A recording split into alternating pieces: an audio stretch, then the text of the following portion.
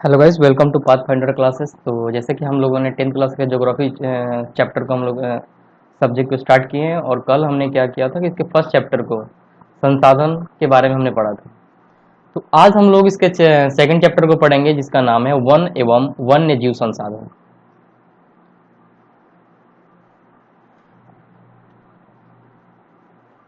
One एवं वन्य जीव संसाधन।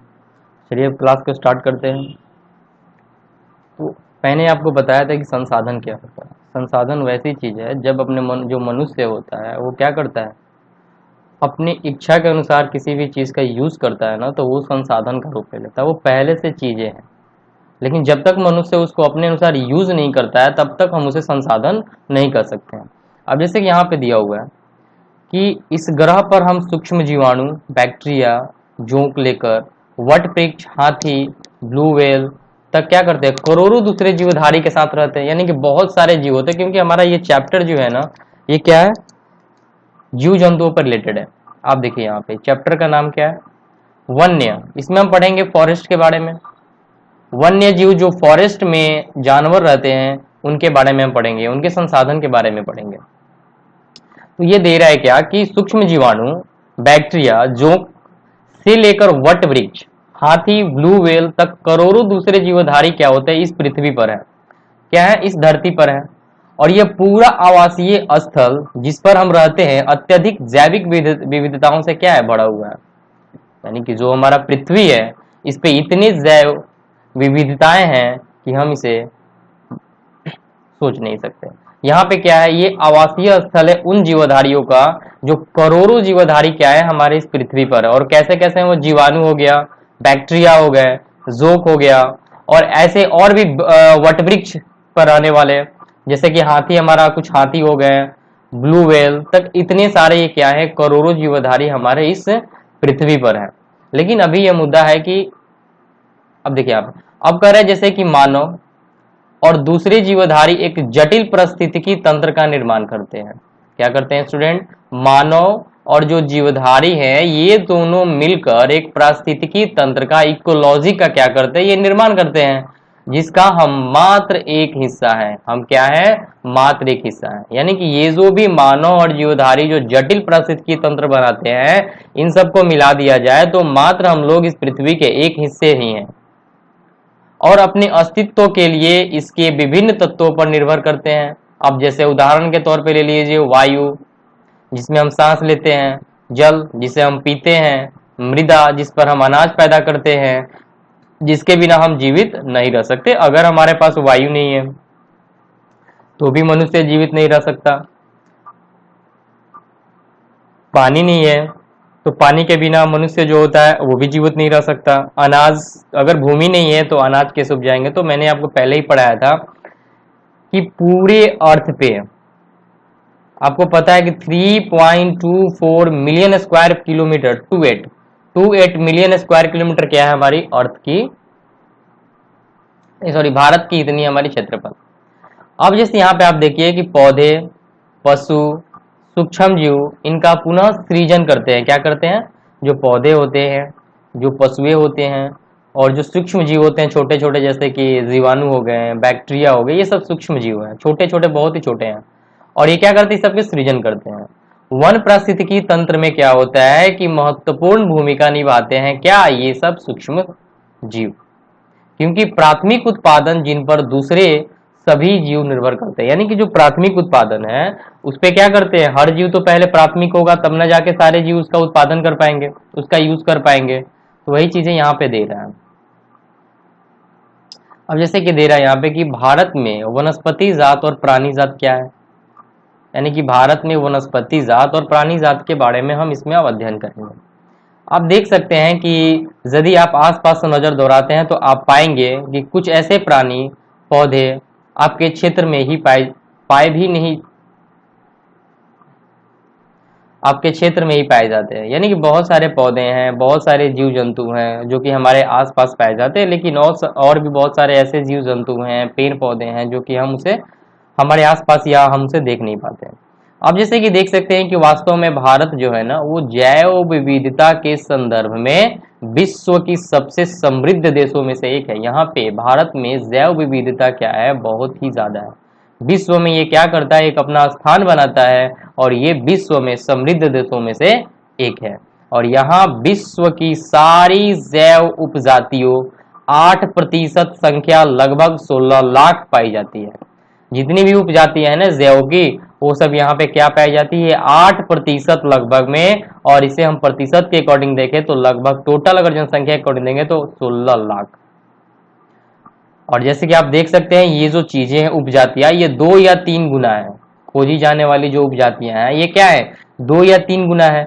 अब पहले ही भारत में क्या है कि आप पहले ही भारत में पाए जाने वाले वन्य जीव संस्थानों, क्षेत्रफल और किस्मों के बारे में पढ़ चुके हैं। आपने 8 क्लास में पढ़ा होगा, 7th क्लास में ही पढ़ा होगा कि बहुत सारे जो वन्य जीव संसाधन है, जो वन है, उनके अलग अलग प्रकार को आप उनके एरिया को पढ़ चुके हैं। अब जैसे दे रहा है कि अपने सोचा होगा कि संसाधन में आपके दैनिक जीवन में क्या महत्व है। अब जैसे कि वन है, अब वन है तो आपके दैनिक जीवन यानी कि दिन प्रतिदिन का जो जीवन है, आपको इसमें वन की कार्य क्या है, आखिर वन से हमें क्या मिलता है। तो वन से हमें बहुत कुछ मिलता है, हमें लकड़ियाँ मिलती है, हमें सबसे बड़ा इंपॉर्टेंट तो ऑक्सीजन मिलता है, हमें शुद्ध एयर मिलता है, मेडिसिन हम बनाते हैं, जो मेडिसिनल प्लांट होते हैं उनसे हम मेडिसिन भी बनाते हैं। तो ये चीजें है ना, ये हमारे दैनिक जीवन में क्या महत्व रखते हैं, तो ये जो वन है हमारे जीवन में बहुत सारे महत्व को रखते हैं। ये विविध वनस्पति जात, प्राणी जात हमारे हर रोज के जीवन में इतने गुथे हुए हैं कि हम इसकी कदर नहीं करते। कहने का मतलब है कि हमारे पास इसकी इतनी जनसंख्या है ना हमारे आसपास, लेकिन हम ये नहीं देखते हैं कि हमारी जनसंख्या कितनी है, उसके अकॉर्डिंग वन कितना होना चाहिए, हम ये नहीं देखते। हमारे पास बहुत सारे वन दिख गए तो हम मानते हैं कि हमारे पास तो ये बहुत ज्यादा है और इसकी हम कद्र न करके हम क्या करते हैं, इसे बर्बाद करते हैं। परंतु पर्यावरण के प्रति हमारी असंवेदना के कारण पिछले कुछ समय में क्या हुआ है, इन संसाधनों पर भारी दबाव बढ़ गया है। यानी कि अगर हम लोग जरूरत से ज्यादा किसी चीज का यूज करेंगे तो वो क्या होगा, वो समाप्ति की तरफ बढ़ जाएगा। और ये जो संसाधन है ना, ये क्या हो गया, हमारे प्रति बहुत ही भारी दबाव पड़ गया है। आप जैसे इसमें देख सकते हैं कि हमारे देश की लगभग 81,000 वन्य जीवन उपजातियां, लगभग 47,000 वनस्पति उपजातियां हैं। ठीक है, वन्य जीवन, और यहाँ पे वनस्पति यानी पेड़ पौधे, और ये हमारे जानवरों की उपजातियां हैं। वनस्पति उपजातियों में से लगभग 15,000 उपजातियां क्या है, भारतीय मिलती है। अभी अपने पढ़ा था 16,000, यहाँ पे 15,000 दे रहा है, कोई बात नहीं, अराउंड में। अब जैसे कि स्टूडेंट यहाँ पे दे रहा है, तो जैसे कि स्टूडेंट दिया हुआ है यहाँ पे कि ये हम अनुमान लगा सकते हैं या कहा भी जाता है कि भारत में 10% वन्य जो वनस्पति जात है, 20% स्तनधारियों को लुप्त होने का खतरा है। यानी कि बहुत सारे जीव जंतु ऐसे हैं जो क्या हो रहे हैं, धीरे धीरे लुप्त होते जा रहे हैं, उनकी प्रजाति ही लुप्त होती जा रही है। ये क्यों, क्योंकि हम लोग, ये मनुष्य जो है ये क्या कर रहा है कि अपने संसाधन के लिए बहुत ही रैकलेस फॉर्म में हर एक चीज का यूज कर रहा है। तो हम यहाँ पे देख सकते हैं कि भारत में 10% वन्य वनस्पति जात और 20% स्तनधारियों को लुप्त हो जाते हैं। अब यहाँ पे आया कि आप स्तनधारी किसकी, जिसको हम इंग्लिश में मैमल्स बोलते हैं। मैमल्स का मतलब हो गया कि जो चीज ये क्या करे, वो अंडे न देकर बच्चे पैदा करता है, उसको हम स्तनधारी बोलते हैं। जैसे इसमें मनुष्य भी आता है, जानवरों में जैसे कि गाय आ गई, हाथी, ये सब क्या करते हैं, ये अंडे नहीं देते हैं, डायरेक्ट क्या करते हैं, बच्चे को बॉर्न करते हैं। तो ऐसे चीजों को हम स्तनधारी बोलते हैं। और ये क्या हो रहे हैं कि धीरे धीरे लुप्त होते जा रहे हैं। और इनमें से कई उपजातियां जो नाजुक अवस्था में क्या है, कई उपजातियां जो है वो बहुत ही नाजुक अवस्था में पहुंच चुकी है, यानी कि वो लुप्त होने के कगार पे पहुंच चुकी है और लुप्त होने के कगार पर है। और इनमें से जो चीता, गुलाबी सिर वाली बतख, पहाड़ी कोयल और जंगली चित्तीदार उल्लू, मधुका, इन घिसनीघिस जिसको हम लोग महुआ की जंगली किस्म बोलते हैं, और हुरबड़िया, हेप्टान्यूरोन घास की एक प्रजाति है ये, जैसे कि पौधे शामिल हैं। यानी कि बहुत सारे पौधे, बहुत सारे जीव जंतु जो हैं ये क्या हो रहे हैं कि लुप्त होने के कगार पे आ चुके हैं। और वो कौन कौन से हैं, देखिए पहला चीता आपको बहुत ही कम दिख रहा है, चीता भी हमारा धीरे धीरे लुप्त हो रहा है। ये क्यों लुप्त हो रहा है? क्योंकि हम इसका हंट कर रहे हैं, शिकार कर रहे हैं। पौधों के यानी कि जंगलों का हम रैकलेस तरीके से क्या कर रहे हैं? उनकी कटाई कर रहे हैं। तो चीता क्या है? चीते यानी कि हम यहाँ पे जब इसको हंट करेंगे तो हमारा क्या होगा कि बहुत सारे जंगली जानवर क्या होंगे? धीरे धीरे लुप्त होते चले जाएंगे। गुलाबी सिर वाली जो बतख है, गुलाबी सिर वाली बतख, ये भी धीरे धीरे क्या हो रही है? लुप्त हो रही है। सब के सब मनुष्यों के गलती के कारण ये सारे जीव जंतु क्या हो रहे हैं? ये लुप्त हो रहे हैं। पहाड़ी कोयल जो है ये भी लुप्त हो रही है। जंगली जो चित्तीदार उल्लू होता है ना, ये भी हो रहा है। आप देख सकते हैं गिद्ध दिखता ही नहीं है। अब धीरे धीरे कौवे भी दिखने बंद हो गए हैं, क्रो, बहुत सारे पक्षियां दिखनी बंद हो गई है। मधुका जो है यहाँ पे इन सिग्नि यानी कि इन सिग्निस, ये हमारे जो महुआ की जंगली किस्म है, ये भी हमारा लुप्त हो रहा है। यानी महुआ के क्या है? ये महुआ एक पौधा है, उसकी क्या है? ये जंगली किस्म है और ये भी हमारी क्या हो रही है? लुप्त हो रही है। ये पौधे हैं। हुबड़िया हेप्टान्यूरोन एक क्या है? घास की क्या है? ये प्रजाति है और ये भी धीरे धीरे क्या हो रहा है? नष्ट हो रहा है। ये बहुत सारे जीव जंतु ये सब धीरे धीरे नष्ट हो रहे हैं। वास्तव में कोई भी नहीं बता सकता कि अब कितनी प्रजातियां लुप्त हो चुकी है।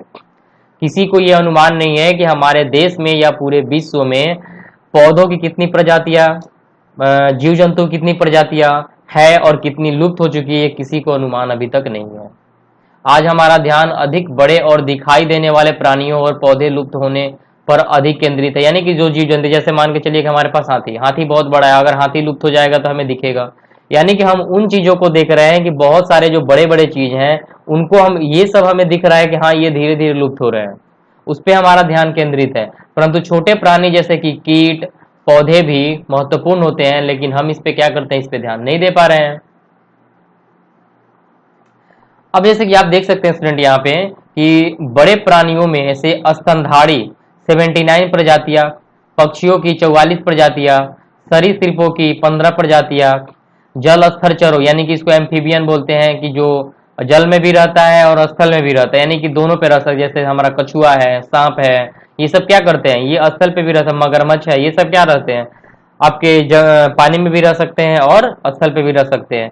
तो जल स्तरों की 3 प्रजातियां लुप्त होने का खतरा बना हुआ है। आप देख सकते हैं स्तनधारी की सबसे बड़ी संख्या में 79 जातियां क्या हो रही है? कि नष्ट हो रही है, यानी कि लुप्त हो रही है धीरे धीरे। पक्षियों की 44 प्रजातियां नष्ट हो रही है। सरीसृपों की 15 प्रजातियां धीरे धीरे नष्ट होने के कगार पे है। और जल स्तर जो एम्फीबियंस होते हैं, जानवर जो जल और स्थल दोनों पे रहते हैं, इनकी 3 ऐसी प्रजातियां हैं जो कि धीरे धीरे नष्ट हो रही है। लगभग 1500 पादप प्रजातियां जो है ना, वो लुप्त होने के खतरा है। इनकी पादप माने जीव जंतु, सॉरी, ये जो हमारे पेड़ पौधे होते हैं उनकी जो प्रजातियां नष्ट होने के कगार पे है। फूलदार वनस्पति, रीढ़धारी प्राणियों के लुप्त होने के दर, लुप्त होने की प्राकृतिक दर से 50 से 100 गुना ज्यादा है। रीढ़धारी प्राणी, ये जो फूलधारी वनस्पति और रीढ़धारी प्राणियों के लुप्त होने की दर, लुप्त होने वाले प्राकृतिक दर से क्या है? 50 से 100 गुना ज्यादा, यानी कि बहुत ही तेजी से ये सब नष्ट हो रहे हैं। आप यहाँ पे देख ही सकते हैं कि लुप्त होने वाले वन कौन कौन से हैं। भारत में जिस पैमाने पर वन की कटाई हो रही है, हम जैसे कि यहाँ पे क्या कर रहे हैं? बहुत सारे वनों की कटाई कर रहे हैं, तो इससे क्या हो रहा है कि हमारे बहुत सारे पक्षी, जीव जंतु भी धीरे धीरे नष्ट हो रहे हैं। हमें ऑक्सीजन मिलना बंद हो जाएगा, बहुत सारे पौधों की प्रजातियां नष्ट होती जा रही है। वह विचलित कर देने वाली बात है कि देश वन आवरण के अंतर्गत अनुमानित 78.92 बिलियन हेक्टेयर क्षेत्रफल है। वन के लिए कितना है क्षेत्रफल है? 78.92, और यह देश के कुल भौगोलिक क्षेत्र का 24% है। यानी कि हमारे 24% भाग पे क्या होना चाहिए? पौधे होने चाहिए। और सघन वन जैसे कि 12.24%, खुला वन होना चाहिए 8.99%, और मैंग्रोव वन जो कि हमने पढ़ा था, मैंग्रोव वन में ये दलदली एरिया में होता है और यहाँ के जो पौधे होते हैं बहुत ही झाड़ीनुमा होते हैं और लंबे लंबे भी होते हैं। और 0.14% हमारा क्या होता है? मैंग्रोव होते हैं। और यहाँ की जो मैंग्रोव की पौधे होते हैं ये साल्टी होते हैं यहाँ के water. State of forest report हमारा 2013 के अकॉर्डिंग ये जो डाटा दिया हुआ है ना, ये सारे डाटा कितने के अकॉर्डिंग है? ये 2013 के अकॉर्डिंग जो फॉरेस्ट रिपोर्ट दिया गया था उसके अकॉर्डिंग दिए गए हैं। अनुसार वर्ष 1997 से सघन वन के क्षेत्र में 10,098 वर्ग किलोमीटर की वृद्धि हुई है। क्या हुई है? जो सघन क्षेत्र है ना उसमें क्या हुआ है कि 10,098 वर्ग किलोमीटर की वृद्धि हुई है। परंतु वन क्षेत्र में यह वृद्धि विभिन्न संगठनों द्वारा वृक्षारोपण से हुई है। हम वृक्षारोपण कर रहे हैं तब जाके ये हुआ है। यानी कि वन की कटाई तो हम कर ही रहे हैं, लेकिन अब वृक्षारोपण क्या हो रहा है, जैसे शहरी एरिया में जो लोग कर रहे हैं या कहीं भी हो रहा है, ये वृक्षारोपण से हो रहा है। जो खुद से पेड़ पौधे जंगलों में, उनकी तो हम रैकलेस तरीके से कटाई कर ही रहे हैं। फिर स्टूडेंट अब आगे देखते हैं। अब जैसे कि स्टूडेंट यहाँ पे दिया है क्या कि संरक्षण और प्राकृतिक संसाधन संरक्षण संघ, जिसको हम लोग IUCN बोलते हैं, के अनुसार इनको निम्नलिखित श्रेणियों में विभाजित किया गया है। यानी कि जो संरक्षण है और प्राकृतिक संसाधन के संरक्षण जो है, इनको हम लोग क्या किए हैं कि बहुत सारे श्रेणियों में, निम्नलिखित श्रेणियों में विभाजित कर दिए हैं। चलिए इन श्रेणियों को हम क्या करते हैं कि बारी बारी से एक एक करके पढ़ते हैं। तो पहला जो श्रेणी है वो सामान्य जाति है। पहला श्रेणी क्या है स्टूडेंट? सामान्य जाति। अब ये सामान्य जाति में क्या होता है, पहले हम इसे देखते हैं। ये वे जातियां है, सामान्य जाति क्या है? ये वे जातियां है जिनकी संख्या जीवित रहने के लिए सामान्य मानी जाती है। क्या मानी जाती है? सामान्य मानी जाती है। ये वे जातियां हैं सामान्य जातियां कि जिनको जीवित रहने के लिए इनको सामान्य मानी जाती है। और इसमें कौन कौन से आते हैं? ये पशु, साल, ये वृक्ष है साल, ये कोई जानवर नहीं है, चीर का पेड़ और कृतंग जिसको हम रोडेंट्स बोलते हैं, ये सब क्या होते हैं? ये जातियां हैं जो जीवित रहने के लिए सामान्य मानी जाती है, यानी कि हो रह सकता है। अब संकटग्रस्त जातियां कौन सी है? आखिर कौन सी ऐसी जाति है जो कि संकट में है? ये वे जातियां हैं जिनके लुप्त होने का खतरा है। संकटग्रस्त जातियों में जिन जिन का नाम आएगा, यानी कि वे वैसे जातियां हैं जो धीरे धीरे नष्ट होने के कगार पे हैं और जिन विषम परिस्थितियों के कारण इनकी संख्या कम हुई है। यदि वे जारी रहती हैं तो इन जातियों का जीवित रहना क्या हो जाएगा? कठिन हो जाएगा। अब आप यहाँ देख सकते हैं काला हिरन, आपको याद होगा सलमान खान क्या है, काले हिरन के शिकार में ही अभी तक क्या कर रहा है, वो फंसा हुआ है खेत में, आते जाते रहता है। तो वही दे रहा है यहाँ पे कि काला हिरन ये भी क्या होने वाली है? लुप्त होने वाली है, क्योंकि ये जो शिकारी है ना, हंटर जो है, इसके हंट करते जा रहे हैं, पोच करते जा रहे हैं, शिकार करते जा रहे हैं। मगरमच्छ, इनका भी अब खतरा बढ़ा हुआ है, ये भी खत्म हो रहे हैं धीरे धीरे। भारतीय जंगली गधा जो कि रण के कक्ष में मिलते हैं, मैंने आपको पढ़ाया था, ये जो रण का कक्षण है कहाँ पे? ये गुजरात के साइड में, वहां पे जंगली गधाए मिलते हैं। गैंडा, ये भी हमारे धीरे धीरे नष्ट हो रहे हैं। शेर पूछ वाला बंदर, ये क्या है हमारे शेर पूछ की तरह एक बंदर आता है, वो भी हमारे धीरे धीरे नष्ट हो रहे हैं, बहुत ही कम दिखाई दे रहे हैं। संगाई, ये क्या है? मणिपुरी हिरन को बोलते हैं संगाई, और ये भी हमारे धीरे धीरे नष्ट हो रहे हैं। यानी कि ये जितनी भी जातियां मैंने आपको नाम बताया, ये सब संकटग्रस्त जातियों के अंतर्गत आते हैं और इनकी जातियां खतरे में पड़ चुकी है। यानी कि ये अब धीरे धीरे धीरे ये क्या होंगे? नष्ट होते जा रहे हैं, यानी कि ये लुप्त हो जाएंगे आगे जाकर। अब चलिए आगे देखते हैं। और कह रहा है कि सुमेध जातियां, जिसको हम वल्नरेबल बोलते हैं, सुमेध जातियां। ये सुमेध जातियां कौन सी जातियां है? तो चलिए हम इसे देखते हैं। ये वे जातियां हैं जिनकी संख्या घट रही है। ये जो जातियां था, इनकी संख्या क्या हो रही है? नष्ट हो रही है, और इनकी संख्या अभी घट रही है, यानी कि अभी संकटग्रस्त की तरफ बढ़ रही है। यानी कि ये भी अब धीरे धीरे इस लिस्ट में अपना नाम जुड़वाने के लिए तैयार हो चुके हैं। ये कह रहा है कि सुमेध जातियां ये वे जातियां हैं जिनकी संख्या घट रही है और इनकी संख्या पर विपरीत प्रभाव डालने वाली परिस्थितियां नहीं बदली जाती है, तो इनकी संख्या घटती रहती है, तो यह संकटग्रस्त जातियों की श्रेणी में शामिल हो जाएगी। यानी कहने का मीन्स है कि अभी ये संकटग्रस्त जातियों से ऊपर है, यानी कि ये भी धीरे धीरे अगर इनकी संख्या को नहीं रोका जाएगा, इनकी संख्या जैसे घट रही है, अगर इन पे नहीं रोका जाएगा, इनको हंट करने से लोगों को नहीं रोका जाएगा, पोच करने से, शिकार करने से नहीं रोका जाएगा, तो ये कहाँ चली जाएगी? ये सब संकटग्रस्त जातियों की श्रेणी में ये सब चली जाएंगी। और ये कौन कौन सी जातियां हैं जो धीरे धीरे कम हो रही है? नीली भेड़, नीली भेड़ जो है ये धीरे धीरे नष्ट हो रही है। एशियाई हाथी, ये भी हमारे धीरे धीरे नष्ट हो रही है। गंगा नदी की जो डॉल्फिन है, ये भी धीरे धीरे क्या हो रही है? नष्ट हो रही है, क्योंकि गंगा नदी प्रदूषित होते जा रहा है और प्रदूषित होने के कारण उसकी जो जीव जंतु है गंगा नदी की, वो धीरे धीरे मरते जा रहे हैं। इत्यादि इस प्रकार की जातियां उदाहरण के तौर पर है। अब आते हैं दुर्लभ जातियां, जो बहुत ही कम मात्रा में मिलती हैं। आखिर दुर्लभ जातियों के अकॉर्डिंग कौन सी जातियां आती है? तो आप देख सकते हैं कि इन जातियों की जो संख्या है बहुत कम या सुमेध है। क्या है? बहुत कम है या सुमेध है। कहने का मतलब है कि ये बहुत कम है, या सुमेध कहने का मतलब ये क्या है, ये भी धीरे धीरे वो संकटग्रस्त जातियों के प्रति बढ़ रही है। आप वर्ड से ही समझ जाइए कि यहाँ पे जो सुमेध वर्ड है ये क्या है, ये धीरे धीरे कम होने वाली जातियां हैं, और इनको प्रभावित करने वाली विषम परिस्थितियां नहीं परिवर्तित होती है तो संकटग्रस्त जातियों की श्रेणी में आ जाएगी। ये भी दुर्लभ जातियां भी संकटग्रस्त जाति की श्रेणियों में आ जाएगी।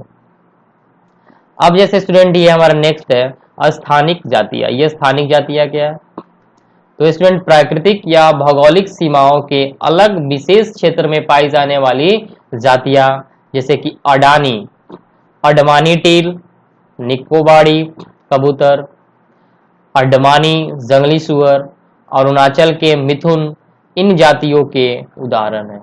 ये सब जंगली जानवर हैं और इनकी जो स्थानिक जातियां हैं, यानी कि ये एक जाति है जिनका स्थान पे रहते हैं, ये सब जातियां लुप्त जातियां जो कि लुप्त हो चुकी हैं।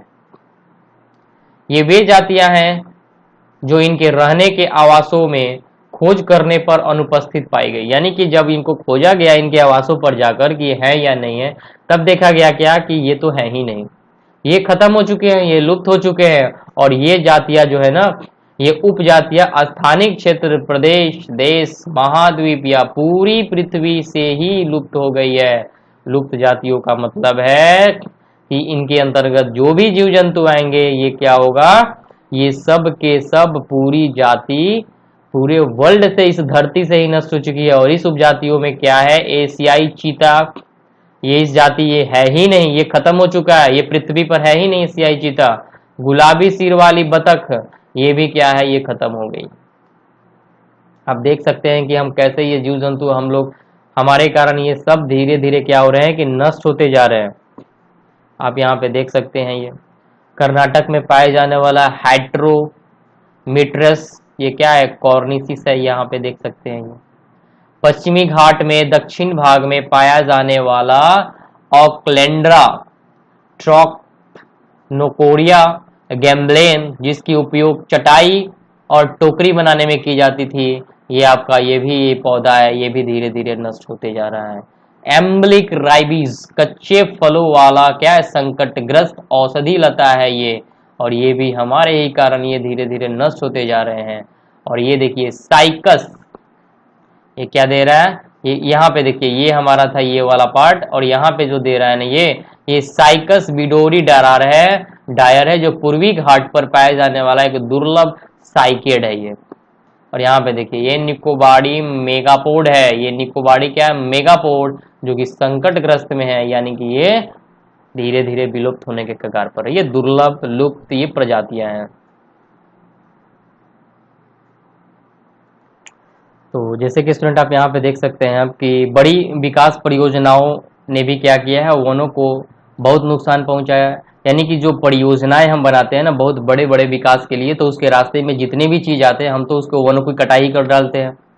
तो यही चीज दे रहा है यहाँ पे स्टूडेंट की बड़ी विकास परियोजनाओं ने भी क्या किया है, वनों को बहुत नुकसान पहुंचाया है। और 1952 यानी कि 1952 से नदी घाटी परियोजनाओं के कारण 5000 वर्ग किलोमीटर से अधिक वन क्षेत्रों को साफ करना पड़ा है। आप देख सकते हैं यहाँ पे कि कितना वन पहले था और अब कितने वन है, यानी कि अब वन अगर वो रहते तो हमारी लाइफ कैसी होती। और 1952 के बाद नदी घाटी जो परियोजनाओं के कारण क्या हुआ है कि 5000 वर्ग किलोमीटर से अधिक वन क्षेत्रों को साफ करना पड़ा है। और यह प्रक्रिया अभी भी जारी है, अभी भी यह प्रक्रिया रुकी नहीं है, अभी भी जारी है। तो सोच लीजिए आप कि अगर ये चलता रहा तो आगे आने वाले दिनों में क्या होगा कि वन ही नहीं रहेंगे, और जब वन नहीं रहेगा तो मनुष्य का जीवन भी क्या होगा, धीरे धीरे नष्ट की तरफ बढ़ रहा है और नष्ट हो ही जाएगा। और मध्य प्रदेश में क्या हो गया है, मध्य प्रदेश में आपको मैं बता दूं कि मध्य प्रदेश में सबसे ज्यादा, एमपी में क्या है कि मध्य प्रदेश में सबसे ज्यादा वन क्षेत्र वाला एरिया है ये। मध्य प्रदेश में 4 लाख हेक्टेयर, 4 लाख हेक्टेयर से अधिक वन क्षेत्र जो है नर्मदा सागर परियोजना के पूर्ण हो जाने से जलमग्न हो गए। तो अभी भी मध्य प्रदेश में सबसे ज्यादा वन है, लेकिन आप देख सकते हैं कि 4 लाख हेक्टेयर नर्मदा सागर परियोजना जब बनना स्टार्ट हुआ पूर्ण जब हुआ तो जलमग्न हो गया बहुत सारा ये चीज, और वनों की बर्बादी और खनन ने भी महत्वपूर्ण भूमिका निभाई है। ये तो नर्मदा जो परियोजना था इसके कारण तो 4 लाख हेक्टेयर वन क्षेत्र तो हम बर्बाद कर ही चुके हैं और हो ही चुका है, लेकिन जो खनन है, जो माइनिंग एरिया है ना, माइनिंग एरिया से कारण से भी क्या हो रहा है कि हम अपने वनों को धीरे धीरे नष्ट करते जा रहे हैं। क्या कर रहे हैं? धीरे धीरे नष्ट करते जा रहे हैं। अब देख सकते हैं स्टूडेंट, ये पश्चिम बंगाल में क्या है, बक्सा टाइगर रिजर्व। आप स्टूडेंट याद कर सकते हैं, अगर कोई कंपटीशन वाला बच्चा है तो ये भी आप यहां से देख सकते हैं कि अगर क्वेश्चन आता है कि बक्सा टाइगर रिजर्व जो है ये किस राज्य में आता है, तो ये पश्चिम बंगाल में आता है।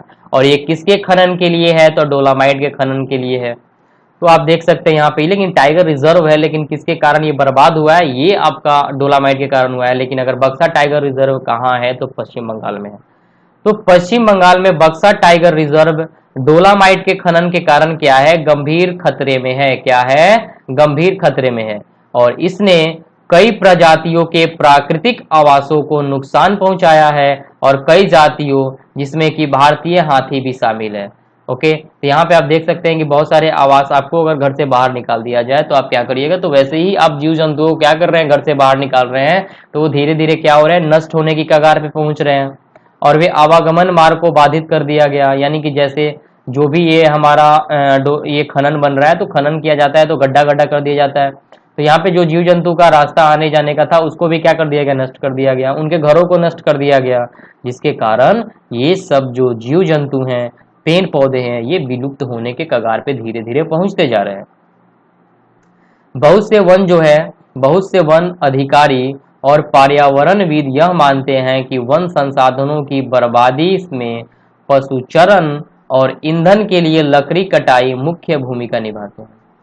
जो हमारे वन संसाधन है इसमें सबसे अधिक बर्बादी में क्या है, ये लोग मानते हैं वन अधिकारी और पर्यावरणविद कि जो पशुचरण हो रहा है इससे, और जो ईंधन के लिए हम लकड़ी कटाई कर रहे हैं इसलिए, लेकिन ये नहीं देख रहे हो बेवकूफो कि यहाँ पे जो हम फैक्ट्री लगा रहे हैं, घर बना रहे हैं, जो हम जंगल की कटाई कर रहे हैं, इसके कारण भी बहुत सारे चीज नष्ट हो रहे हैं। यद्यपि इसमें कुछ सच्चाई हो सकती है, परंतु चारे और ईंधन हेतु लकड़ी की आवश्यकता पूर्ति मुख्यतः पेड़ों की टहनियां काटकर की जाती है, न कि पूरे पेड़ को काटकर। देखिए यहाँ पे राइटर क्या कर दिया, यह स्पष्ट कर दिया कि जो यहाँ पे ये पर्यावरणविद और जो हमारे वन अधिकारी हैं, ये जो बोल रहे हैं कि नहीं, ये जो हमारे कटाई, वनों की कटाई करने के कारण और जो हमारे ये पशुचरण है इसके कारण हो रहे हैं, तो वो गलत हैं। क्योंकि आप देखते हैं कि जो भी पशु चरता है किसी भी चीज को, उसके टहनियों को चरता है। हम वन की कटाई करते हैं ईंधन के लिए तो हम टहनियों को काटते हैं, न कि पूरे पेड़ को काटते हैं। लेकिन जब भी कोई फैक्ट्री बनता है, जब भी कोई घर बनाने की बात आती है, तब हम क्या करते हैं, पूरे पेड़ को जड़ से उखाड़ देते हैं, जड़ से काट देते हैं। तो यहाँ पे जो ये वन अधिकारी और पर्यावरणविद ये बोल रहे हैं कि नहीं, इन संसाधनों, वन संसाधन की जो बर्बादी है वो पशुचारण और ईंधन के कारण हो रहा है, तो ये गलत है।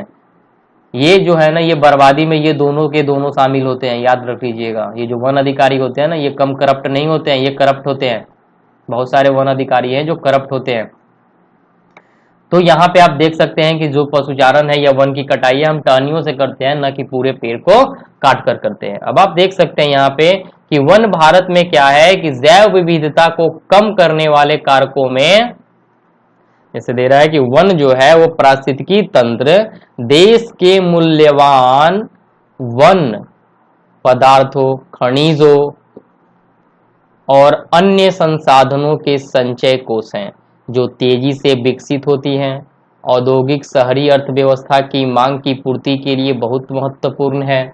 ये आरक्षित क्षेत्र अलग अलग लोगों के लिए अलग अलग मायने रखते हैं, परंतु विभिन्न वर्गों के बीच संघर्ष के लिए अनुकूल परिस्थितियां पैदा करते हैं। आप यहाँ पे देखिए, हिमालय यौ संकट में, हिमालय वन क्या है, ये पौधे हैं, इसे देख सकते हैं यहाँ पे। हिमालय वन, इसमें क्या होता है, चीर प्रकार का सदाबहार वृक्ष है, औषधिया पौधा जो हिमालय प्रदेश की अरुणाचल प्रदेश के कई क्षेत्रों में पाया जाता है।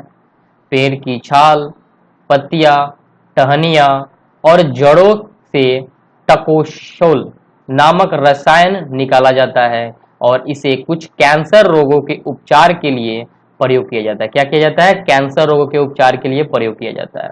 और इसमें बनाई गई दवाई जो है ना, वो विश्व में सबसे अधिक बिकने वाली कैंसर औषधि है ये। और इससे अत्यधिक निष्कासन से वनस्पति जाति को खतरा पैदा हो रहा है। अब हम जब दवाई बनाएंगे, अधिक से अधिक अगर हम दवाई बनाना स्टार्ट कर देंगे टैक्सोल से, तो क्या होगा, वो जो टैक्सोल है हमारा वो धीरे धीरे तो खत्म हो जाएगा रसायन के लिए जब हम पेड़ों को काटेंगे, और यहाँ पे क्या होगा कि हमारे वनस्पति जात खतरे में पड़ जाएगा। और पिछले 1 दशक में हिमाचल प्रदेश और अरुणाचल प्रदेश में विभिन्न क्षेत्रों में यौ के हजारों पेड़ सूख गए हैं। क्या सूख गए? यौ के हजारों पेड़ सूखे जा चुके हैं। चलिए स्टूडेंट, अब देखते हैं हम यहाँ पे कि भारत में जो वन और वन्य जीव संरक्षण है हम कैसे उसे बचाएंगे। यहाँ पे संरक्षण की बात की गई है। क्या की गई स्टूडेंट? संरक्षण की बात की गई है। चलिए हम इसे पहले देखते हैं कि संरक्षण होता क्या है। कह रहा है कि वन्य जीवन और वनों में तेजी गति से हो रहे ह्रास के कारण इनका संरक्षण जो है बहुत आवश्यक हो गया है। यानी कि जो वन्य जीवन और वन्य में जो तेजी से हम बहुत ही रैकलेस फॉर्म में हम इनको बर्बाद कर रहे हैं, उनमें हमें कमी लानी होगी, तब हम इनका क्या कर पाएंगे? संरक्षण कर पाएंगे, इनको बचा पाएंगे। और ये बहुत ही ज़्यादा आवश्यक है। इनका संरक्षण जो है ये मनुष्यों के लिए बहुत ही इम्पोर्टेंट है, बहुत ही ज़्यादा जरूरी है। परंतु अब देखिए यहाँ पे, परंतु हमें वनों और वन्य जीवों का संरक्षण करना आवश्यक क्यों है? आखिर हम संरक्षण तो करेंगे, तो क्यों करेंगे? हमारे लिए कुछ लाभ होगा तब ना करेंगे। तो पहले हम इनके लाभों को जान लें कि जब हम इनका संरक्षण करने जा रहे हैं तो आखिर हम क्यों लाभ करेंगे। आप कभी पैसा को सेव करते हैं, क्या करते हैं? आप पैसा सेव करते हैं, तो क्यों सेव करते हैं? आप इसका रीजन भी तो होगा कि हाँ सेव करेंगे अपने फ्यूचर के लिए। तो वैसे ही हम क्या करेंगे, यहाँ पे वन्य और वन्य जीवों का संरक्षण क्यों करेंगे? तो अपने फ्यूचर के लिए ही करेंगे। हमारे फ्यूचर में क्या लाभदायक है, क्या लाभ है उनसे, ये चलिए पढ़ते हैं कि हमारे पास उनके क्या लाभ हैं। कह रहे हैं कि संरक्षण में जो है पारिस्थितिकी विविधता बनी रहती है। क्या होती है? जो पारिस्थितिकी विविधता होती है वो बनी रहती है, तथा हमारे जीवन जो है वो साध्य संसाधन जल वायु मृदा बने रहते हैं। ये क्या है? हमारे जल वायु और मृदा क्या है? ये बने रहते हैं। और यह विभिन्न जातियों में बेहतर जनन के लिए वनस्पति पशुओं में जीन्स जेनेटिक्स विविधता को भी संरक्षित करती है। उदाहरण के तौर पर हम ले लेते हैं कृषि अभी भी क्या है? पारंपरिक फसलों पर निर्भर है। आप देखते हैं कि ये जो जेनेटिक्स दे रहा है, पौधे अगर ऐसे ही हम इस्तेमाल करें, जैसे कि हम धान की खेती करते हैं, पैडी, क्या करते हैं? पैडी बोलते हैं इसको। जब धान की खेती करते हैं हम लोग, तो धान की खेती क्या है? इसके जेनेटिक्स है। एक बार तो धान हम लगा देते हैं तो हम क्या करते हैं? उसकी तो कटाई कर लेते हैं, तो ये तो नष्ट हो गया ना। तो इसकी हम जेनेटिक्स से क्या करते हैं? फिर इसके सीजन में हम धान की रोपनी करते हैं यहाँ पे, और फिर हमारा धान क्या होता है? इसके जेनेटिक्स से निकल जाता है, और यहाँ पे फिर से हम कटाई करते हैं, हार्वेस्ट करते हैं, फिर से लगाते हैं, फिर हार्वेस्ट करते हैं। आए समझ में? तो हम क्या कर सकते हैं? ये जेनेटिक्स के तरीके से हम लोग बहुत सारी चीजों का यूज कर सकते हैं। जलीय जैव जो है वो विविधता मोटे तौर पर मछली पालन बनाए रखने पर निर्भर है। क्या है? जलीय जो जैव विविधता है वो मछली पालन पे बनाए रखने पे निर्भर है। अब आप यहाँ पे देख सकते हैं कि 1960 में, तो आप देख सकते हैं स्टूडेंट यहाँ पे कि 1960 से 1970 के दशकों के दौरान क्या हुआ है कि पर्यावरण संरक्षण के राष्ट्रीय वन्य जीव सुरक्षा कार्यक्रम की क्या हुआ है? पुरजोर मांग की गई है। क्या की गई है? पुरजोर मांग की गई है। भारतीय वन्य जीव अधिनियम जो है 1972 में लागू हुआ। ये जो हमारा भारतीय वन्य जीव अधिनियम है ये 1972 में लागू हुआ, जिसमें वन्य जीवों के आवास संरक्षण के अनेक प्रावधान थे। ये जो हम जू बनाते हैं ये सब इसी के अंतर्गत आते हैं। सारे भारत में रक्षित जातियों की सूची भी प्रकाशित की गई, और इस कार्यक्रम के तहत बची हुई जो संकटग्रस्त जातियां हैं उनके बचाव पर, शिकार पर प्रतिबंध पर, वन्य जीव आवासों तथा कानूनी रक्षण तथा जंगली जीवों के व्यापार पर रोक लगा दिया गया। यानी कि जब देखा गया कि ये सब तो धीरे धीरे क्या हो रहा है, ये सब नष्ट होते जा रहे हैं, विलुप्त होते जा रहे हैं, तब यहाँ पे क्या किया गया कि इसको, इन सब चीजों पे रोक लगा दिया गया। तत्पश्चात केंद्रीय सरकार और कई सरकारों ने राष्ट्रीय उद्यान और वन्य जीव पशु विहार स्थापित किए। बहुत सारे सेंचुरी बनाए गए हैं, जैसे बर्ड सेंचुरी जो होते हैं, एनिमल्स जो हमारे संरक्षण के राष्ट्रीय उद्यान होते हैं उनको बनाया गया, ताकि हम इन जानवरों को क्या कर सके? बचा सके, जिनके बारे में आप पहले पढ़ चुके हैं। आप 7th क्लास पढ़िए, 8th क्लास पढ़िए, 9th क्लास पढ़िए, ये सब के सब क्या है? एक दूसरे से लिंक होते जाते हैं और ये सब पढ़ने को मिलते हैं। केंद्रीय सरकार ने कई परियोजनाओं का भी क्या किया है, घोषणा की है, जिनकी उद्देश्य गंभीर खतरों में पड़े कुछ विशेष वन प्राणियों के रक्षण प्रदान करना है। ये जो केंद्रीय सरकार है ना, ये जो परियोजनाओं का घोषणा करती है, ये क्या करती है, ये जितने भी गंभीर खतरे में पड़े हुए जीव जंतु है ना, जो संकटग्रस्त जीव जंतु है, इनके रक्षण के लिए, इनको बचाने के लिए वो क्या करती है कि ये सब परियोजनाएं बनाती है। और इन प्राणियों में कौन कौन से हैं, जैसे कि बाघ हो गया, एक सींग वाला गेंडा, आपने पढ़ा होगा एक सींग वाला गेंडा काजीरंगा। ये क्या है काजीरंगा, यहाँ पे देखिए दिया हुआ है, काजीरंगा राष्ट्रीय उद्यान में गेंडा और हिरन, ये काजीरंगा राष्ट्रीय उद्यान है। आप देखिए असम में, कभी मौका मिले आप जाके देख सकते हैं। ये क्या है, असम में हमारे, ये क्या है, ये हिरन हो गए। और यहाँ पे जो है एक सींग वाला गेंडा, यानी कि जो काजीरंगा नेशनल पार्क है ना, ये एक सींग वाले गेंडे के लिए बहुत ही ज्यादा प्रचलित है। यहाँ पे हाथी भी बहुत अधिक मात्रा में मिलती है। कश्मीरी हिरन अथवा हुंगूल, तीन प्रकार की मगरमच्छ, ये हुंगूल एक जाति है, और तीन प्रकार के जो मगरमच्छ हैं, स्वच्छ जल मगरमच्छ, कुछ मगरमच्छ जो होते हैं स्वच्छ जल में रहते हैं, लवणीय जल मगरमच्छ जो हमारे पानी वाले लवणीय जल में रहते हैं, घड़ियाल, ये तीन प्रकार के मगरमच्छ हैं। एशियाई शेर जो है यहीं पे मिलते हैं, और ये भी एशियाई जो शेर है ना, ये भी नष्ट हो रहे हैं धीरे धीरे। अब अन्य प्राणी शामिल है, बहुत सारे प्राणी शामिल है इस राष्ट्रीय उद्यान में। इसके अतिरिक्त कुछ समय पहले भारतीय जो हाथी है, काला हिरन, चिंकारा, भारतीय गुडवान, जिसको हम लोग बास्टर्ड बोलते हैं, एक प्रकार का गाली ही है, हिम तेंदुआ, शिकार और व्यापार पर संपूर्ण अथवा आंशिक प्रतिबंध लगा दिए गए हैं। क्या कर दिया गया है, इस पे कानूनी रक्षण कर दिया गया है। आपने देखा है कि काले हिरन को मारने के प्रति यहाँ पे जो सलमान खान है, इतना पैसा, इतना बड़ा सेलिब्रिटी और पैसा होने के कारण भी क्या हो गया, अभी तक वो कोर्ट का दरवाजा दौड़ते रहता है। यहाँ पे क्यों, क्योंकि काला हिरन क्या है, वो विलुप्त प्रजाति है। यहाँ पे बहुत ही ज्यादा कम काला हिरन है, आप उसी में से किसी को मारिएगा तो क्या होगा, बहुत ही सीरियस मैटर बन जाएगा। तो जितने भी विलुप्त हैं, संकटग्रस्त हैं, हमारे जीव जंतु हैं, उसका अगर कोई शिकार कर लेता है तो वहां पे ये बहुत ही बड़ा क्राइम होता है और उसको बहुत ही बड़ी सजा मिल सकती है। तो आप जैसे यहाँ पे देख सकते हैं, ये आवास उपलब्ध है, ये जो चीजें दिया हुआ है यहाँ पे कि जो बाघ परियोजना है, चलिए इसके बारे में थोड़ा हम देख लेते हैं कि वन्य जीवन जो है संरचना, बाघ एक महत्वपूर्ण जंगली जाति है। क्या है, बाघ भी हमारा तो जंगली जानवर है, पालतू जानवर तो है नहीं। 1973 में आधिकारिक ने पाया कि देश में 20वीं शताब्दी में आरंभ में बाघों की संख्या, अनुमानित संख्या जो 55,000 से घटकर मात्र 18,027 रह गई। आप देखिए बहुत ही बड़ा अमाउंट घट गया है, क्योंकि यहाँ पे क्या हो गया, कुछ जो हमारे बाघ हैं उनका शिकार कर लिया गया, उनके दांतों के लिए, उनके चमड़ी के लिए उनका शिकार करके मार दिया गया। तो आप देख सकते हैं कि 1973 में बाघों की संख्या 55,000 जहां थी, वहीं पे अब कितनी है, 18,027 रह गई है।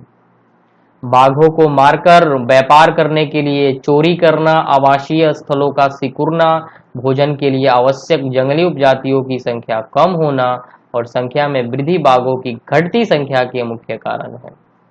बाघों की जो खाल है, व्यापार जो बाघों की खाल का यानी कि चमड़े का जो व्यापार है और उनकी हड्डियों का एशियाई देशों में परंपरागत औषधियों में प्रयोग करना, यह जाति विलुप्त होने का कगार पर पहुंच गई है। यानी कि हम क्या करते हैं, बाघों के खाल का यूज करते हैं, व्यापार करते हैं, बाघों के हड्डियों से औषधियां बनती हैं विदेशों में, जिसके कारण यहाँ पे भारत में इसके शिकार होते जा रहे हैं और ये जाति जो है विलुप्त होती जा रही है। भारत और नेपाल दुनिया के 2/3 बाघों को क्या करता है, संरक्षण आवास उपलब्ध करवाते हैं। यानी कि 2/3 जो बाघ है ना, वो सिर्फ भारत और नेपाल में ही है, मात्र 2 देश में ही इतने बाघ हैं। अतः यह देश ही शिकार, चोरी और गैरकानूनी व्यापार करने वाले मुख्य निशाने पर है। यानी कि भारत और नेपाल में ही ये ज्यादातर होते हैं। प्रोजेक्ट टाइगर, इसमें टाइगर के लिए संरक्षण के लिए बातें की जाएगी। तो प्रोजेक्ट टाइगर विश्व का बेहतरीन वन्य जीव परियोजनाओं में से एक है। क्या है, ये वन्य जीव परियोजनाओं में से एक है और इसकी शुरुआत 1973 में हुई थी। याद कर लीजिएगा कि जो प्रोजेक्ट टाइगर है वो कब स्टार्ट किया गया था, 1973 में किया गया था और इसमें बहुत सफलता प्राप्त हुई, क्योंकि बाघों की संख्या बढ़कर 19,085 हो गई और 4,019 मतलब कि 1,985 से 4,002 हो गई और 1,989 से 4,334 हो गई। आप देख सकते हैं कि प्रोजेक्ट टाइगर किया गया तो कितनी मात्रा में बाघों की संख्या बढ़ गई। परंतु 1993 में इसकी संख्या घटकर फिर 3600 हो गई, पहुंच गई, और भारत में 32,137.14 वर्ग किलोमीटर पर फैले हुए 39 बाघ रिजर्व, टाइगर रिजर्व हैं। इतने पे क्या है, केवल बाघ ही रिजर्व है, 39 बाघ रिजर्व। और बाघ संरक्षण मात्रा एक संकटग्रस्त प्रजातियों को बचाने का प्रयास नहीं है, अपितु इसका उद्देश्य बहुत बड़े आकार के जैव जाति को ही बचाना। यहाँ पे ये जो है ना, ये सिर्फ बाघों को नहीं बचाना है, यहाँ पे बहुत ही बड़े जैव जाति को भी बचाना है। उत्तराखंड में आप देखिए कार्बेट राष्ट्रीय उद्यान, आपको यहाँ पे याद रखना होगा स्टूडेंट, अगर कोई कंपटीशन का बच्चा है, कॉम्पिटेटिव बच्चा है, तो क्या कर सकता है, यहाँ पे ये बहुत सारे कॉम्पिटेटिव एग्जामिनेशन में पूछे जाते हैं कि कार्बेट राष्ट्रीय उद्यान किस राज्य में आता है, तो वो आता है उत्तराखंड में आता है। पश्चिम बंगाल में सुंदरवन राष्ट्रीय उद्यान आ गया, मध्य प्रदेश में आपका बांधवगढ़ राष्ट्रीय उद्यान आता है, राजस्थान में सरिस्का वन्य जीव पशु विहार आता है, और असम में मानस बाघ रिजर्व, केरल में पेरियार बाघ रिजर्व। ये सब बाघ के संरक्षण परियोजनाओं के उदाहरण हैं। स्टूडेंट चलिए अब आगे बढ़ते हैं। तो जैसे कि स्टूडेंट दिया हुआ है यहाँ पे कि अब हम देखेंगे कि जो हमारे आजकल जो संरक्षण परियोजनाएं हैं वो जैव विविधताओं पर क्या है, केंद्रित है। क्या है ये, जैव विविधताओं पर केंद्रित है, न कि इसके विभिन्न घटकों पर। जैसे कि दे रहा है यहाँ पे स्टूडेंट की संरक्षण के विभिन्न तरीकों की गहनता से खोज की जा रही है। क्या की जा रही है, ये बहुत ही गहन से खोज की जा रही है, और संरक्षण नियोजन में कीटों को भी महत्व मिला है। वन्यजीव अधिनियम जो 1980 और 1986 के तहत सैकड़ों तितलियों, पतंगों, मृगों और ड्रैगन फ्लाई को भी किया गया, संरक्षित जातियों में शामिल किया गया है। अब 1991 में पौधों की भी 6 जातियां पहली बार इस सूची में रखी गई है। आप देख सकते हैं स्टूडेंट अब यहाँ पे कि घड़ियाल ऑन द ब्रिंक, यानी कि अब यहाँ पे घड़ियाल के बारे में दे रहा है। यहाँ पे देखिए एक प्रकार का एक यहाँ पे घड़ियाल है, यहाँ पे कुछ घड़ियाल है, ठीक है, और यहाँ पे भी कुछ ऐसे घड़ियाल पाए जाते हैं। वन्य और वन्य जीव संसाधनों के प्रकार और वितरण हम पढ़ेंगे यहाँ पे। अब देखिए स्टूडेंट, यदि हम वन्य और वन्य जीव संसाधनों के संरक्षित करना चाहें तो उनका प्रबंधन, नियंत्रण, विनिमय अपेक्षाकृत कठिन होता है, लेकिन भारत में अधिकतर वन और वन्य जीवन का प्रत्यक्ष रूप सरकार के अधिकार क्षेत्र में, यानी कि जो यहाँ पे वन और वन्य जीवन है स्टूडेंट, ये क्या है, ये जो प्रत्यक्ष रूप से किसके सरकार किसके अधीन है, तो सरकार के अधिकार क्षेत्र में है, भारत सरकार के। और वन्य विभाग तथा अन्य विभागों के जरिए सरकार के प्रबंधन में है, और इनकी निम्नलिखित वर्गों में बांटा गया। और ये कैसे है, देखिए अब आरक्षित वन। आरक्षित वन क्या होता है, तो देशों में आधे से अधिक वन क्षेत्र आरक्षित वन घोषित कर दिए गए हैं। जहां तक वन्य प्राणियों का संरक्षण की बात है तो आरक्षित वनों को सर्वाधिक मूल्यवान माना जाता है, यानी कि आरक्षित वन में कोई भी दूसरा व्यक्ति नहीं जा सकता है। और इस आरक्षित वन में क्या होता है कि सबसे ज्यादा जो हमारे जीव जंतु हैं, प्राणी हैं, वन्य प्राणियां हैं, इनके संरक्षण के लिए सबसे बेस्ट माना जाता है। यहाँ पे बहुत ही यानी कि सुरक्षा के तौर पर, यानी कि सुरक्षा से यहाँ पे जानवर रहते हैं। रक्षित वन, यह विभाग के अनुसार देश के कुल वन क्षेत्र का 1/3 हिस्सा रक्षित है, और वन और अधिक नष्ट होने से बचने के लिए इनकी सुरक्षा की जाती है, यानी कि इसमें अधिक, यानी कि अब नष्ट होने से इनको बचाया जाता है। अब आप देखिए वर्गीकृत वन, ये वर्गीकृत वन है। जैसे दे रहा है कि अन्य सभी प्रकार के वन और बंजर भूमि जो सरकार, व्यक्तिगत और समुदाय के स्वामित्व में होते हैं अवर्गीकृत वन कहलाते हैं, यानी कि जो यहाँ पे बंजर भूमि है और ये भूमि जो क्या होती है, समुदाय यानी सरकारों के स्वामित्व में होती है, उनको अवर्गीकृत वन बोलते हैं। अब यहाँ पे देख सकते हैं स्टूडेंट कि मध्य प्रदेश जो कुल वन क्षेत्रफल का भी क्या है 25% है, और सबसे ज्यादा वन क्षेत्रफल हमारा क्या है, मध्य प्रदेश में है। इसके अतिरिक्त जम्मू कश्मीर, आंध्र प्रदेश, उत्तराखंड, केरल, तमिलनाडु, पश्चिम बंगाल, महाराष्ट्र में भी क्या है, कुल वनों का एक बड़ा अनुपात आरक्षित वनों का है, लेकिन यहाँ पे 75% में क्या है, हमारा मध्य प्रदेश है। आप देख सकते हैं जबकि बिहार में, हरियाणा में, पंजाब में, हिमाचल प्रदेश में, उड़ीसा में और राजस्थान में कुल वनों के रक्षित वनों का एक बड़ा अनुपात है। आप देख सकते हैं यहाँ पे ये हमारे आरक्षित वन है। तो आप यहाँ पे देख सकते हैं कि यहाँ पे कोई भी कटाई नहीं हो सकता है, तो इसलिए हमारे मध्य प्रदेश में क्या है, बहुत सारे वन भी ऐसे ही पड़े हुए हैं, यानी कि बहुत ही सुरक्षा से रखे गए हैं। और बिहार में रक्षित वन होते हैं। पूर्वोत्तर सभी राज्यों में, जो पूर्व राज्य में जितने भी हमारे राज्य है ना, गुजरात अधिकतर वन क्षेत्र क्या अवर्गीकृत क्षेत्र में आती है। यहाँ पे बंजर भूमि मिलती है, क्योंकि राजस्थान हो गया, गुजरात हो गया, ये सब क्या बंजर भूमि में आते हैं, इधर बहुत सारे एरिया, और ये सब सरकार के अंतर्गत आते हैं। तो स्टूडेंट आप यहाँ पे याद कर सकते हैं कि जो आरक्षित वन किस किस प्रदेश में आ सकता है, रक्षित वन किस किस प्रदेश में आ सकता है, ये सब आपको याद करना पड़ेगा। चलिए स्टूडेंट, जैसे कि दिया हुआ है समुदाय और वन क्षेत्र, क्या दिया हुआ है स्टूडेंट, समुदाय और वन क्षेत्र। कह रहा है कि वन संरक्षण और नीतियां जो है हमारे देश में कोई नहीं मतलब कि कोई नई बात नहीं है, कोई नई बात नहीं है ये कि हमारे पास वन संरक्षण है, अलग अलग प्रकार की नीतियां बनाई जा रही है, ये पहले से ही है। आमतौर पर इस बात को हम अनजान है कि वन हमारे देश में कुछ मानव प्रजातियों के आवास भी हैं। भारत के कुछ क्षेत्रों में तो स्थानीय समुदाय सरकारी अधिकारों के साथ मिलकर अपने आवास स्थलों का संरक्षण में जुटे हुए हैं। अधिकारी से मिल जा रहे हैं और अपने आवास बनाते जा रहे हैं कुछ पैसे खा के, क्योंकि इसी से ही दीर्घ काल में उनकी आवश्यकताओं की पूर्ति हो सकती है। सरिस्का बाघ रिजर्व जो कि कहाँ है, राजस्थान में है, के गांव लोग क्या है, वन्य जीव संरक्षण अधिनियम के तहत वहाँ के खनन कार्य बंद करवाने के लिए संघर्षरत है। वहाँ पे लोग जो है ना, वहाँ पे जो खनन होता है उसको बचाने की कोशिश कर रहे हैं, उसको बंद करवा रहे हैं।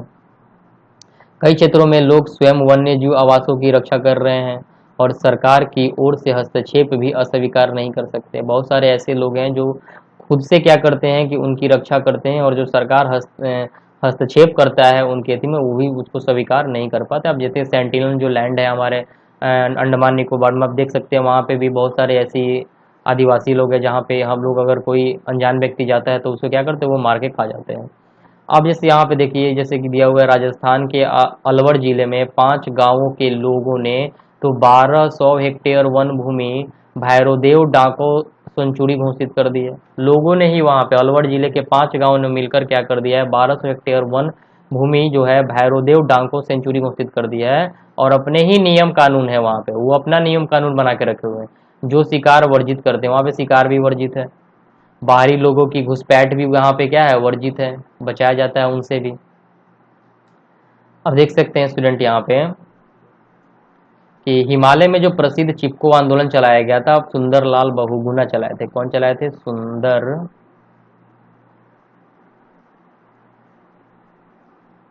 लाल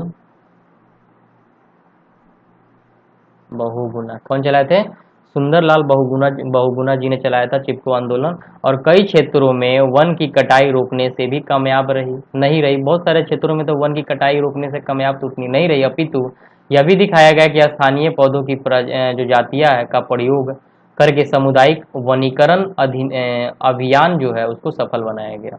पारस्परिक संरक्षण तरीकों से पुनर्जीवित अथवा पारिस्थितिकी कृषि के नए तरीकों का विकास अब व्यापक हो गया। टिहरी जो किसानों का बीज बचाओ आंदोलन जो था टिहरी में, ये क्या है, टिहरी बांध भी है एक, तो टिहरी किसानों का जो टिहरी में जो किसानों का बीज बचाओ आंदोलन था, और नौदयान में दिखाया गया। रासायनिक जो उर्वरक का प्रयोग किया जा रहा था, यहाँ पे दे रहा है कि यहाँ पे रासायनिक उर्वरकों के प्रयोग के बिना भी विविध फसल उत्पादन द्वारा आर्थिक रूप से व्यवहार कृषि उत्पादन संभव किया जाने लगा। आप यहाँ पे देख सकते हैं स्टूडेंट कि जो 1988 की शुरुआत में उड़ीसा राज्य ने संयुक्त वन प्रबंधन का पहला प्रस्ताव पास किया, और वन विभाग के अंतर्गत संयुक्त वन प्रबंधन रक्षित वन क्षरित वनों के बचाव के लिए कार्य किया। यानी कि 1988 में पहली बार जो हमारा वन प्रबंधन प्रस्ताव पास किया गया था वो किस राज्य के द्वारा किया गया था, ओडिशा राज्य के द्वारा किया गया था। अब जैसे इसके आगे इमारती के लिए, उत्पादन, हकदारी, संरक्षण के लिए, सबके लिए कार्य किए जाने लगे। अब देख सकते हैं स्टूडेंट यहाँ पे कि भारत ने पर्यावरण के विनाश और पुनर्निर्माण की जो क्रियाशीलताओं के सीख मिलती है कि स्थानीय समुदाय को हर जगह प्राकृतिक संसाधन प्रबंधन में शामिल करना चाहिए। क्या करना चाहिए, प्राकृतिक संसाधन में शामिल करना चाहिए, परंतु स्थानीय समुदाय को फैसले लेने की प्रक्रिया में मुख्य भूमिका में आने में भी देर है। अतः वे भी विकास क्रियाएं मान्य होनी चाहिए जो जनमानस पर केंद्रित है और पर्यावरण हितैषी और आर्थिक रूप से क्या है, प्रतिकूल है। तो स्टूडेंट इस वीडियो में इतना ही। हमने आज क्लास 10th के ज्योग्राफी चैप्टर का ज्योग्राफी सब्जेक्ट का सेकंड चैप्टर आज हमने कंप्लीट किया। तो आज वीडियो में इतना ही। अगर आपको ये वीडियो पसंद है, लाइक शेयर और सब्सक्राइब करना ना भूलें। Thanks for watching.